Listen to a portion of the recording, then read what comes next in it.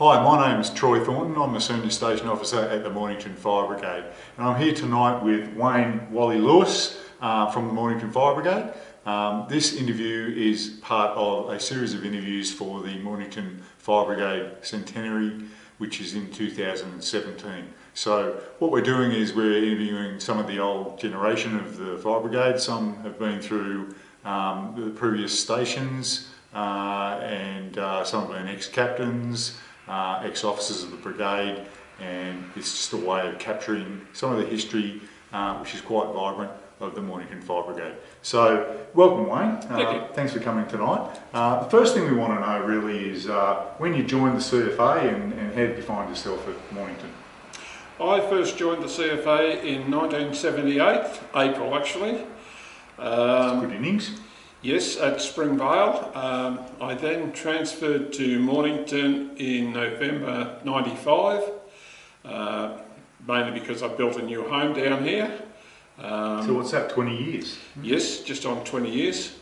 It's just at Mornington too, yeah. Well, yes, and nearly 17, 18 years at Springvale prior to that. So. And what motivated you to join in the first place? Well, I was working quite a few part-time jobs. I was at the time trying to save money to buy my own home.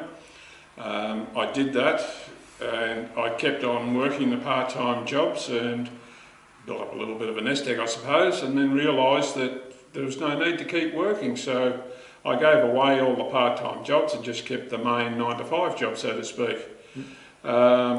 But unfortunately, after about 2 or 3 months, I got very fidgety and was looking for something to do to fill the time in. Yeah, fantastic. So I then said, well, I'm going to find a club to join. Yep. One of the chaps I was working with was a member at Noble Park, and he sort of introduced me to the fire service. And I went along to Springvale, and lo and behold, I became a member. Okay.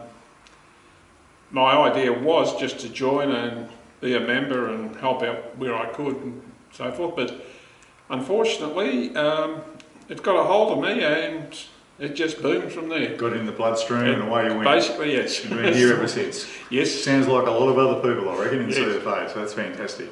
So look, along the way, I suppose you've been to many instances. As I mentioned at the beginning of the interview, Waller's been an ex-captain of the Mornington Brigade, and obviously, as we've just talked about, been around a long time. So during that time, lots of fires, lots of incidents, I'm sure you've attended. What would be your most memorable, do you think? You're right there, there's been numerous. But I suppose there's a couple of real... Yes, there's been a couple. Mainly Ash Wednesday and then Black Saturday. Ash Wednesday I was at Springvale when that one occurred, very early in the piece. And then Black Saturday when I was down here. But really I think one of the ones that really sticks in my mind was an unfortunate fatal motor vehicle accident which involved a van in which the driver was killed. The passenger was airlifted and did survive, but there was 2 horses also killed. It is believed they came from the racecourse, from a training exercise at the racecourse.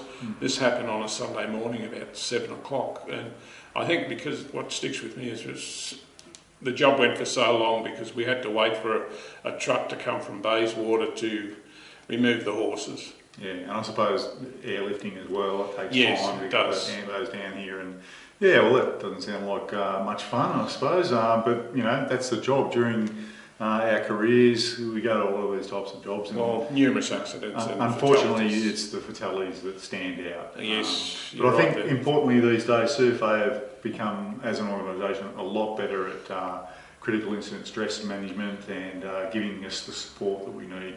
Oh yes, that's there. I know on that particular incident I did activate the CIS team to come down, and they came down, and luckily we haven't had any repercussions from any of these types of accidents. Yeah. Mainly because of this, I suppose. Yeah, support. Yeah. Prior to that, I I'm not privy to any problems that had occurred, but there possibly was, I don't know. Yeah, yeah. Well, we'll turn to probably something a little bit lighter. I know we tend to gravitate towards, the fatality type incidents because they're most memorable. They really stick in the gut and hang around in our memories for some time. Turning to innovation in the Fire Brigade, in CFA, there's obviously been a lot of innovation over the decades. What stands out in your mind? Well, one of the biggest things that does stand out in my mind was the introduction of diesel trucks into the fleet. And what's the significance of that? Well, it was mainly because of the vaporisation of the petrol during the summer months, yep, where the vehicles just would not go. They just conk out. It's yeah, too hot. yes. Which isn't good for a fire service. No, it is not. Fires, yeah. The next stage after that was the pumps, because they went ahead with the trucks, but then we've got pumps that are doing the same thing. So, yeah. So the evolution was eventually that's the pumps right. We went on to the diesel pumps. as well. Yeah.